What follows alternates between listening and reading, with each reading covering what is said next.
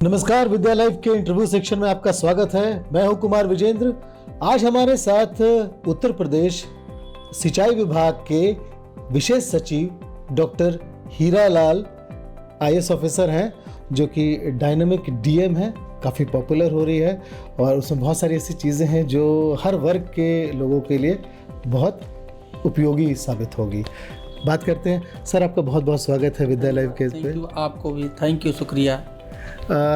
सबसे पहले तो हम जानेंगे आपसे कि आपका जो आईएएस का सफ़र रहा, तैयारी से लेकर कंपीट करने तक, वो क्योंकि हमारे पास ऐसे बहुत सारे एस्पिरेंट्स भी हैं जो आईएएस के, वो जानना चाहेंगे कि कैसे, क्या तैयारी थी आपकी, क्या पढ़ाई की आपने और उसके बाद किन कठिनाइयों से होकर इस तरह आप कंपीट किया।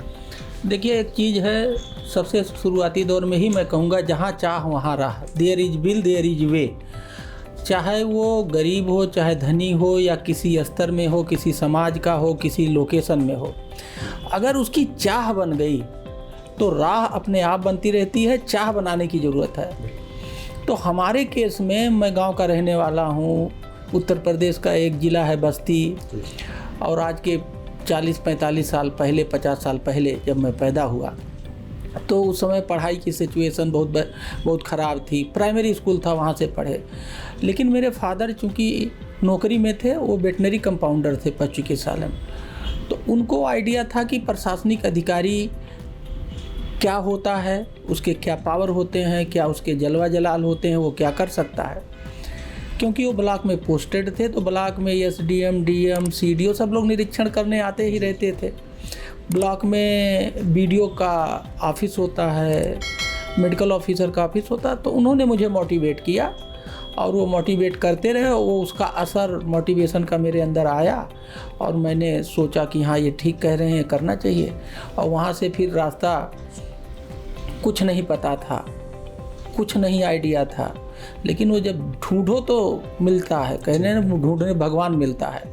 तो अगर आप किसी चीज़ को भगवान मान लो और उसको ढूंढने लगो तो मिल जाता है। यही बात हमारे साथ तभी हुई और अधिकांश जो सफल हुए हैं उनके साथ भी यही बात है। आपकी इंजीनियरिंग भी, आप एक इंजीनियर भी हैं, आप उसके बाद एमबीए भी किए, तो ये आईएएस या सिविल सर्विसेज की तैयारी या उसमें जाने की जो सोच है वो, या फिर वो जुनून था, वो कहाँ से आई? देखिए, ऐसा है कि जब पढ़ रहे थे तो पहले ये हुआ कि कहते हैं ना, जैसा संगत होता है वैसे ही जो है आदमी का आइडिया बनता, मन बनता। तो जब हम इंटर में आए तो वहाँ से हमारे साथी लोग सब इंजीनियरिंग की तैयारी कर रहे थे। तो पहला तो मोटो क्या हुआ कि इंजीनियर बना जाए, कम से कम एक बेस हो। पहले आदमी सिक्योरिटी चाहता है कि भाई एक इंजीनियर हो जाएंगे, फिर तैयारी करते रहेंगे। तो वहाँ से जो हम 3-4 लोग टॉपर थे, सभी लोग जो है इकट्ठा होकर इंजीनियरिंग की तैयारी कर रहे थे। फिर वहाँ से इंजीनियरिंग करने चले गए। जब इंजीनियरिंग करने चले गए तो फिर अगला उद्देश्य फिक्स किया कि अब आईएएस बनना है या सिविल सर्विसेज में जाना है। तो इंजीनियरिंग करते रहे और तैयारी करते रहे तो सिविल सर्विसेज में आ गए। तो ये क्योंकि हमें कोई शुरुआती दौर में तो गाइड करने वाला था नहीं कि जाओ बीए कर लो या कोई सब्जेक्ट ले लो और जा करके सीधा आईएएस की तैयारी करो। तो जो आपका क्वेश्चन है वो सही है कि हमने इसको स्टेप में उठाया। किन कठिनाइयों के बाद और क्या चीज़ ऐसा था जो आपको बहुत ही क्लिक करता था कि हाँ, ये करने के लिए मैं आईएएस बनूं? देखिए, ऐसा है कि उस समय जो मेरे फादर ने समझाया हमें, हमारा जो बैकग्राउंड था, जिस बैकग्राउंड में हम पढ़ाई कर रहे थे, वो ये था कि यूपी के जिस एरिया से, जिस ज़िले से आते हैं, वहाँ माहौल है पढ़ाई करो, पढ़ाई का मतलब नौकरी ढूंढो। और बहुत सारे क्षेत्र ऐसे हैं जहाँ पढ़ाई करते हैं, पढ़ाई मतलब नौकरी नहीं होता, पढ़ाई का मतलब नौकरी भी है और धंधा भी है। कहीं कहीं तो केवल धंधा है, जैसे बॉम्बे है, तो बॉम्बे में पढ़ाई का मतलब नौकरी नहीं होता। तो चूँकि नौकरी एक वो जो पढ़ाई से जुड़ा हुआ था, तो नेचुरल सी बात है कि अब नौकरी में जो सबसे बड़ा नौकरी हो, जो सबसे अच्छा नौकरी हो, जहाँ पद, पावर, पैसा सब कुछ हो, वही सपना देखना चाहिए। यही मेरे फादर ने मुझे बताया। तो उसमें वही सिविल सर्विसेज ही आता था। तो सिविल सर्विस, और ये कहानी, जैसे मैंने कक्षा 8 जो है 80 में पास किया, ठीक है, और 82 में मैंने हाई स्कूल पास किया और 84 में हमने पास किया इंटर। तो उस समय ना कोई बताने वाला था, ना कोई, ये जो इस समय बहुत सारे अच्छे अच्छे प्राइवेट स्कूल भी बहुत अच्छे अच्छे खुल गए हैं और देहातों में भी खुल गए हैं, ये सब कुछ नहीं था, केवल प्राइमरी स्कूल थे सरकारी। तो प्राइमरी में पढ़े, और कुछ स्कूल जो थे प्राइवेट में वो एडेड थे, लेकिन उस समय वो माहौल नहीं था जो आज है। आज के डेट में काफ़ी कुछ बदला और तैयारी करने में बहुत सारी दिक्कतें थी, ना कोई बताने वाला, ना सुनने वाला, और ना कोई आइडिया था, ना कोई रिसोर्स था। आज के डेट में चीज़ें बिल्कुल बदल चुकी हैं। तो जिन परिस्थितियों में हमने तैयारी की थी वो वास्तव में आज की तुलना में बहुत डिफ़िकल्ट था और बहुत कठिन था। अब के पैटर्न में और उस समय जो आप जब तैयारी कर रहे थे उस पैटर्न में, क्योंकि अभी भी आप देखते होंगे बच्चे आते होंगे, नए नए बच्चे आते होंगे, तो उसमें आपको क्या लगता है कुछ ऐसे चेंजेस आए हैं जो बहुत अच्छे हों, या फिर ऐसे चेंजेस को और बदलने की कोशिश या कुछ और चेंज परिवर्तन लाने की ज़रूरत है? देखिए, ऐसा है कि उस समय की तैयारी और आज की तैयारी में बहुत सारा परिवर्तन हो गया। पहले 2 सब्जेक्ट हुआ करते थे, अब 1 सब्जेक्ट कर दिया।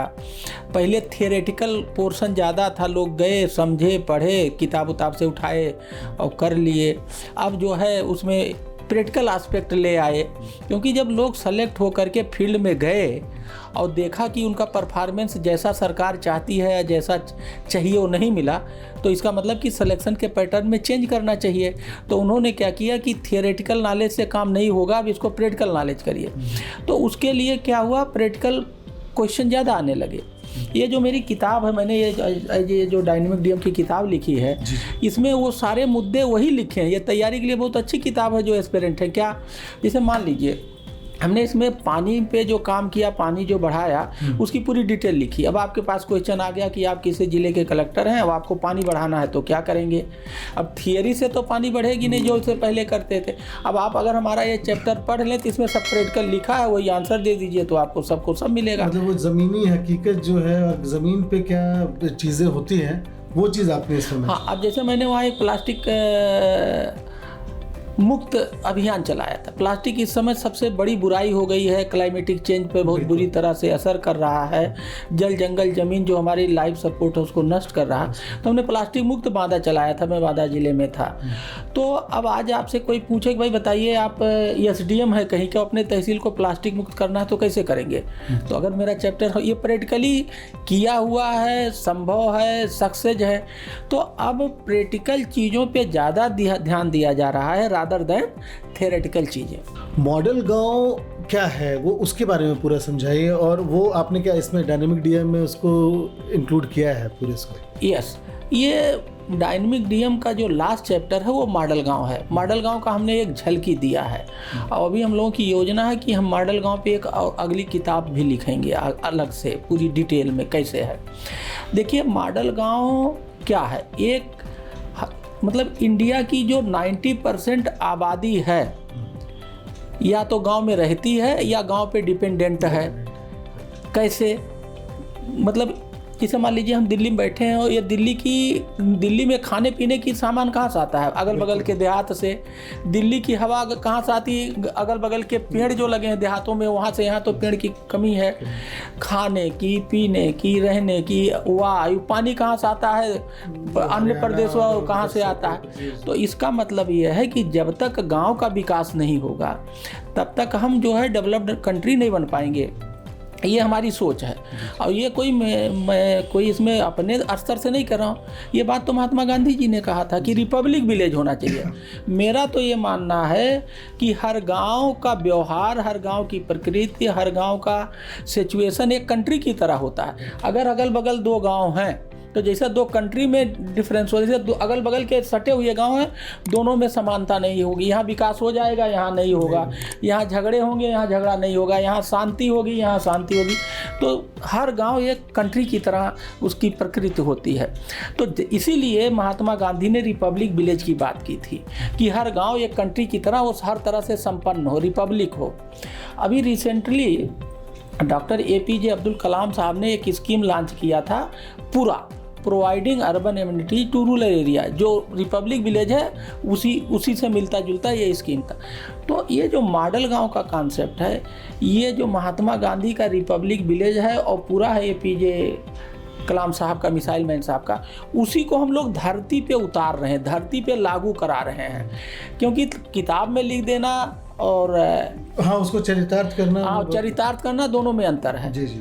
अब क्वेश्चन आता है, ये आइडिया आपके यहाँ से कहा। जब हम बांदा में थे तो वहाँ हमने बहुत सारे काम किए, पानी बढ़ाया, महिलाओं का इनकम बढ़ाया, बच्चों की पढ़ाई पे ध्यान दिया, मेल न्यूट्रिशन कम किया, किसानों की आय बढ़ाई। ऐसे हमने 20-25 काम किए। पानी, वोटिंग परसेंटेज, मतलब इस तरह से, हाँ, प्लास्टिक कुछ वो। तो 20-25 जो काम किया उसी को मैंने इस किताब में चैप्टर वाइज लिखा है। ठीक है। पर्यटन को बढ़ाया तो उससे क्या हुआ, उस जिले का जो विकास हुआ वो एक मॉडल गांव, वहाँ शहर नहीं है, सब देहात था। 470 गांव थे, सब देहात है। तो हमने गांव की इकोनॉमी को कैसे, जैसे पानी बढ़ा तो क्रॉप प्रोडक्टिविटी 18.5% बढ़ गया, इनकम 18.5% मोटा मोटा कहने के लिए बढ़ गया। ठीक है। झगड़े कम हो गए, लोग निराशावादी सोच के थे कि हम तो बांदा के हैं, हमारी ज़िंदगी में कुछ नहीं हो सकता, निराश थे।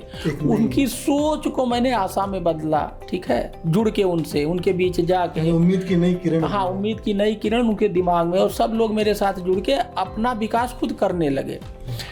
तो वो जो बांदा में हमने ये सब किया उसी को हम रिप्लिकेट कर रहे हैं मॉडल गांव में।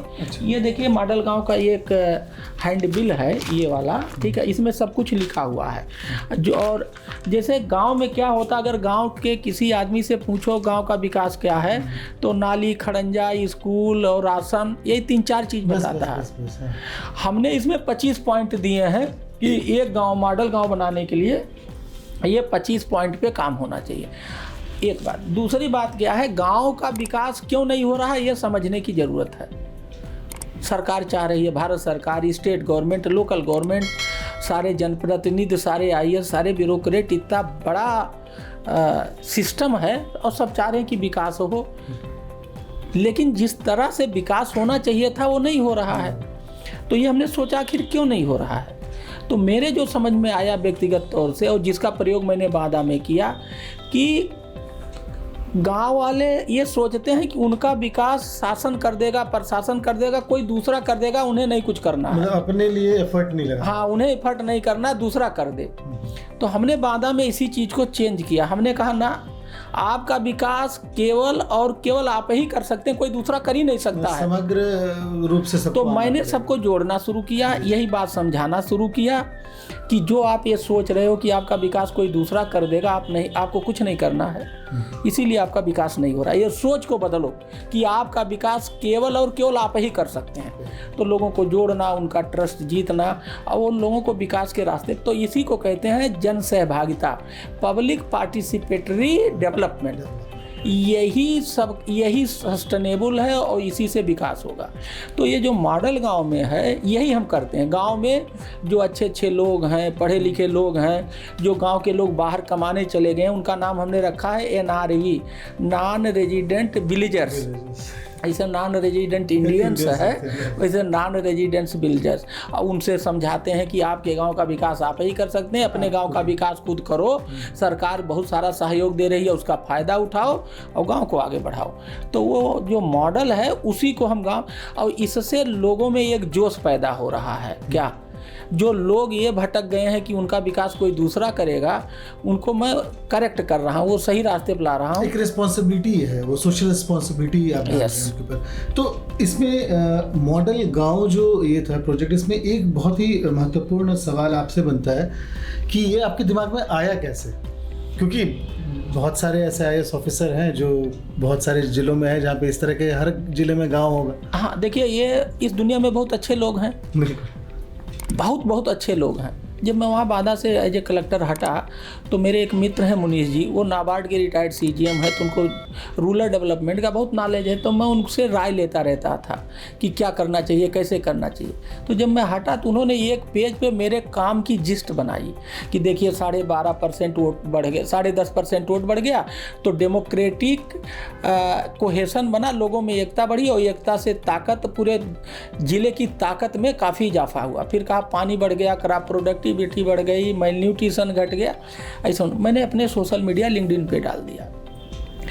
तो एक सौरभ सिंह हैं और वो ICCI फाउंडेशन के हेड थे, उन्होंने मुझे लिंक्डइन पे मैसेज किया कि मैं आपके काम को बहुत दिनों से देख रहा हूँ और आप अच्छा काम कर रहे हैं, तो ये जो आपने लिस्ट बनाई है ये तो केवल बांदा में हुआ, क्यों ना इसको पूरे देश में प्रदेश में किया जाए। तो हमने कहा, फिर मैंने ये बात मुनीश जी को बताई। हमने कहा जो आपका ये बनाया था जिस्ट, इस पर ये आया, आप ज़रा सौरभ सिंह साहब से बात करो। तो उन्होंने, दोनों लोगों ने बात की, तो उन्होंने कहा इसको रिप्लिकेट करिए, जो ये आपका मॉडल बांदा में तैयार हुआ है वो मॉडल गांव का ही मॉडल है, इसको रिप्लिकेट करिए उत्तर प्रदेश में, हम इसको मदद करेंगे फाउंडेशन की तरफ से। फिर दोनों लोगों में बात हुई, दोनों लोगों ने एक प्रोजेक्ट बनाया और एक छोटी सी ऑफिस है लखनऊ में मॉडल गांव की, मैं उसका ऑनरेरी मेंटर हूँ, मैं कुछ नहीं लेता। मुनीश जी भी कुछ नहीं लेते, वो ऑनरेरी उसके प्रेसिडेंट हैं। एक सीईओ हैं इसके सौरभ लाल जी हैं, और 3-4 लोगों की एक छोटी सी ऑफिस है जिसकी फंडिंग और सपोर्ट करता है ICCI फाउंडेशन। और इस तरह से हम लोग जो बांदा में काम किए थे टेक्नोलॉजी के सहारे, इसको पूरे देश में, पूरे प्रदेश में इसको इम्प्लीमेंट करते हैं। ये है मॉडल गांव। तो इसकी शुरुआत करने की जो जड़ हैं, जो प्रेरणा स्रोत हैं, वो श्री सौरभ सिंह हैं, जो कि ये ICCI फाउंडेशन जो बैंक है उसका फाउंडेशन के हेड थे। अच्छा, उसके आज के डेट में हमारे पास 24 गांव हैं जो खुद अपने आप को मॉडल गांव बन रहे हैं, ठीक है। वैसे पूरे देश प्रदेश में सब जान रहे हैं, लेकिन हम लोग इसको पहले तो 5-6 गांव लेकर के शोकेस के लिए बनाया, फिर अब 24 गांव, तो इसलिए हम धीरे धीरे इसको बढ़ा रहे हैं। और इसमें हम ये करते हैं, जो प्रधान अपने गाँव को आगे बढ़ाना चाहता है तो उससे हम एक MOU साइन करते हैं कि हम तुम्हें नॉलेज देंगे, knowledge is power, we are empowering them through knowledge. और इस तरह से धीरे धीरे हम लोग इसको फैला रहे हैं। आइडिया तो सबको पसंद आया, क्योंकि बहुत सारे स्कीम है, तो उसी में से ये भी है। गवर्नमेंट स्कीम को एक तरह से ये समझिए प्राइवेट स्कीम है जो सप्लीमेंट कर रही है। हमारा अप्रोच है bottom up approach, public participatory approach, ठीक है। और लोगों की अगुवाई में विकास, और ये एडमिनिस्ट्रेशन की अगुवाई में विकास नहीं है, ये लोगों की, गांव के लोगों की अगुवाई में। एडमिनिस्ट्रेशन क्या साथ देती है? एडमिनिस्ट्रेशन, हम तो एडमिनिस्ट्रेशन जो सारे प्रोग्राम इम्प्लीमेंट करती है, वो आपकी तरफ से नहीं, वो भी लागू करते हैं, हम लोग समझाते हैं, अगर नहीं पता रहता हम तो उन्हें सप्लीमेंट कर देते हैं। भविष्य कहाँ देखते हैं आप? ये बहुत भविष्य इतना अच्छा है इसका कि अब तो अभी कोरोना में गांव शहर वाले कहाँ गए भविष्य ढूंढने, गांव में अब गांव का ही भविष्य है, और गांव को मजबूत बनाना ही हमारी मजबूरी है। तो ये इसका बहुत अच्छा भविष्य है। पिछले 2 साल में इतना अच्छा, पूरे देश विदेश, कितने विदेश के लोग हमसे इसी मॉडल गांव की वजह से जुड़े। सैम प्रतोदा साहब भी हमसे इसी वजह से जुड़े, जो IT के हेड थे। हाँ, वो एक कोरोना में एक किसानों नाम की संस्था से जुड़े हुए थे। फिर हमारी संस्था के बारे में तो हम लोग ऑनलाइन बात करते थे कि कैसे किसानों का, तो ऐसे बहुत, कैलिफोर्निया में एक डॉक्टर हैं, वो चलाते हैं स्मार्ट विलेज मूवमेंट, तो वो जुड़े। तो ऐसे बहुत सारे लोग जो इस आइडिया पर काम करते थे, बहुत लोग जुड़े। आपको क्या लगता है कि सोशल मीडिया जो अब है, वो जो बच्चे तैयारी कर रहे हैं, चाहे किसी भी कम्पिटिटिव एग्जाम की तैयारी कर रहे हो, खासकर जो सिविल सर्विसेज IAS बनना चाहते हैं, उनके लिए आप सोशल मीडिया को किस तरह से देखते हैं और उनको क्या सजेस्ट करते हैं? देखिए, मैं एक ये बताऊं, जो बच्चा तैयारी कर रहा है उसके लिए तैयारी बहुत आसान हो गई है। पिछले 5-6 साल के जो IAS के टॉपर हैं या स्टेट सिविल सर्विसेज के टॉपर हैं, उनका इंटरव्यू है। तो पिछले 5-6 साल के 10-12 इंटरव्यू देख लें और उसको सुन लें, उसका नोट बना लें, तो उनको एक आइडिया हो जाएगा जो हमें पहले हमारे पास नहीं था, कि क्या पढ़ना चाहिए, कैसे पढ़ना चाहिए, कब पढ़ना चाहिए, कितना पढ़ना चाहिए। 10 इंटरव्यू सुने, नोट बना लें, सब समझ में आ जाएगा कि तैयारी करना, कौन तैयारी फ़ायदेमंद है। एक बात, बहुत अच्छा ऐसा आइडिया होगा। हाँ, और ये सब के इंटरव्यू हैं। फिर सोशल मीडिया से आप उनसे जुड़िए और उनसे कहिए हमें मेंटरिंग कर दो, तो 10 लोगों को आप अप्रोच करोगे तो बहुत सारे लोग उन मेंटर कर देंगे। 1-to-1 मेंटरिंग हो जाएगी मोबाइल फ़ोन पे और वीडियो से, तो आपको मेंटर मिल जाएंगे। और मेरा ये कहना है, पर डे अखबार ज़रूर पढ़ना चाहिए, 2-3 अखबार पढ़ना चाहिए और 3-4 घंटा पढ़ना चाहिए। मैक्सिमम चीज़ें अब अखबार से आती हैं, ठीक है। तो आज के डेट में तैयारी आसान हो गया और फ्री तैयारी होगी। बता तो दिया, आपके पास अगर मोबाइल और नेट सबके पास है तो आप 10-12 इंटरव्यू सुन के उसका पैटर्न सब चीज़, और दूसरा हो गया मेंटर बना लीजिए, और तीसरा रोज़ अखबार पढ़ो ऑनलाइन। तो आज के डेट में ये मेरा सजेशन है। जो कहते हैं हम गांव में देहात में हमें बताने वाला नहीं है, हमारे ज़माने में ऐसा था, अब नहीं है। देखिए, ऐसा है, जब लोग IAS बन जाते हैं तो जैसे एक पेड़ को अगर जड़ से काट दो तो सूख जाता है। अगर आईएएस बने तो उन्होंने घर द्वार गांव सब छोड़ दिया, इसका मतलब जड़ से कट गए तो सूख जाते हैं। तो इसलिए आईएएस को समाज के बीच ही रहना चाहिए, अपने जड़ से जुड़े रहना चाहिए, जड़ से जुड़े रहना चाहिए, समाज के लोगों की समस्याओं को अपना समझ के हल करना चाहिए। समाज और सरकार में गैप है, वो गैप को कम करना या जीरो करने की जिम्मेदारी समाज की नहीं है, हमारी है, आईएएस अफसरों की। इसीलिए हम ऐसा वेशभूषा रखते हैं, ऐसी स्टाइल रखते हैं, ऐसी बात रखते हैं कि आम आदमी बिना हिचक के हमसे बात करे और अपनी समस्याओं को बताए जिससे मैं दूर कर सकूं। तो ये सबको करना चाहिए, जो कि प्रायः देखने को नहीं मिलता है। इसीलिए जो लोग कहते हैं ना, हम लोग बहुत लोग कहते हैं अरे तो काले अंग्रेज हैं, अंग्रेज तो चले गए लेकिन उनकी मानसिकता नहीं गई, ये जो हम लोग सुनते हैं टांट समाज से, उसके पीछे कारण यही है। तो हम इस चीज़ को भी तोड़ना चाहते हैं। हमें आईएएस बनने का मौका मिला है कि नहीं, हम वही आईएएस हैं जो जिस तरह का आईएएस आप देखना चाहते हो, बातचीत में, वेशभूषा में, व्यवहार में, सॉल्यूशन प्रोवाइडिंग करने के रूप में। एक जो पब्लिक सर्वेंट जो होता है, क्योंकि अगर हम उसको जानते ही हैं ऐसे पब्लिक सर्वेंट के हिसाब से, तो ताकि वो पब्लिक सर्वेंट नहीं पर पब्लिक से इतना जुड़ा हुआ हो कि वो आने से डरे नहीं, और अपनी, क्योंकि समस्याएं हैं, किसी के पास आइडियाज़ भी होते हैं। देखिए है क्या ना, हम आईएएस अफसर शासक प्रशासक नहीं है जो कि हम सोच बैठे हैं, कहते हैं हम अफसर हैं, हम अफसर नहीं है। सही बात में हम सेवक, हमें सेवा करने के लिए सिविल सर्विसेज सर्विस है, सेवा है। अब उसमें सिविल सर्विसेज ऑफिसर जोड़ लिए, अपने को शासक प्रशासक मानने लगे, वहीं ये भूल हो जाती है, गलती हो जाती है, जिससे बचने की ज़रूरत है। जो बच गया वो हमारी तरह है, जो नहीं बचा इससे उसके लपेट में आ गया तो वो सिविल सर्विसेज का, सेवा का किसी तरह से एंजॉय नहीं कर पाता, वो मज़ा नहीं ले पाता इस सर्विस का जिसके लिए वो आया है। सेवा करके जो मज़ा आता है ना, वो और किसी चीज़ में नहीं। तो क्योंकि अब हम आखिरी इस पे आ गए हैं अपने इंटरव्यू के, तो विद्या लाइव के जो दर्शक हैं और साथ ही साथ विद्या लाइव से जुड़े हुए जितने भी लोग तैयारी कर रहे हैं इसके बारे में, उसमें डायनेमिक डीएम के साथ ही क्या और भी ऐसी चीज़ें हैं जो उनको दिमाग में रखना चाहिए, कुछ संदेश उनके लिए? देखिए, मैंने अभी आपको बताया कि रोज़ 2-3 घंटा अखबार पढ़ें, और अखबार इस नज़रिए से पढ़ें कि ये जो न्यूज़ लिखी गई है क्यों लिखी गई, इसमें क्या अच्छाई है, इसमें क्या बुराई है, उसकी एनालिसिस करें और नोट बनाएं। दूसरा, 10-12 जो टॉपर सेलेक्ट हुए हैं उनके इंटरव्यू सुने और उसमें जो उन्होंने ट्रिक्स टेक्निक्स बताई है उसको समझ के एडॉप्ट करें, और कुछ लोगों को अप्रोच करें और मेंटर बना लें। 3 अप्रोचेज। और मैं ये भी चाहूँगा कि मेरी एक किताब पढ़ें, ये फ्लिपकार्ट अमेज़न पे 3 भाषा में है, हिंदी, गुजराती, अंग्रेजी, 12,000 से ज़्यादा बिक चुकी है, बेस्ट सेलर है। इससे भी उनको काफ़ी मदद मिलेगी समझने में कि क्या है आईएएस और कैसे होता है आईएएस और क्या करना चाहिए। ये तैयारी के लिए ही हमने किताब लिखी है। ये और वो जो बन चुके हैं उनके लिए भी बहुत प्रेरणादायक होगी।